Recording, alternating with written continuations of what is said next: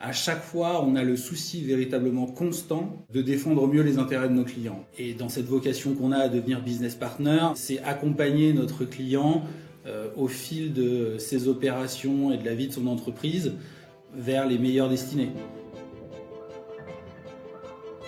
Je rentre au cabinet effectivement pour avoir une activité en partie contentieuse.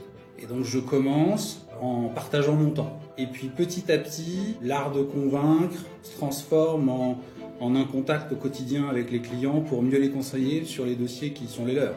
Il n'y a plus un magistrat en face, mais il peut y avoir une partie adverse, une contrepartie, des co-contractants, des partenaires à convaincre dans le cadre de joint venture, des transactions qui se font et dans lesquelles les argumentaires doivent aussi se construire pour parvenir à défendre au mieux et préserver les intérêts de son client.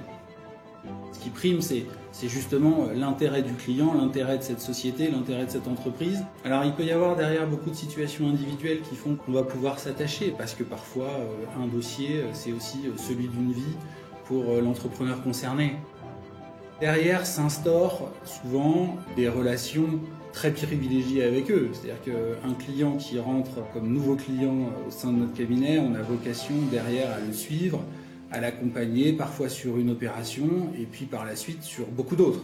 Ce qui peut-être nous distingue d'autres modes d'exercice de notre profession. C'est-à-dire que par exemple un avocat qui ne ferait que du pénal, on peut souhaiter qu'il ne revoie pas son client trop souvent.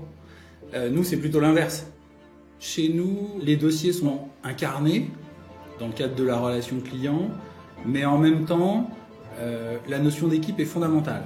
Et finalement, c'est autour de cette notion d'équipe qu'on apprend, qu'on grandit, qu'on construit une carrière. Chez un jeune confrère, on aime la constance. C'est-à-dire qu'un jeune avocat qui voudrait tester telle matière et puis qui très rapidement s'intéresserait à une autre, évidemment on aurait le droit, mais il faut un fil directeur, un fil conducteur à tout cela. Quelque chose qui va donner une cohérence au parcours et donc cette constance est importante.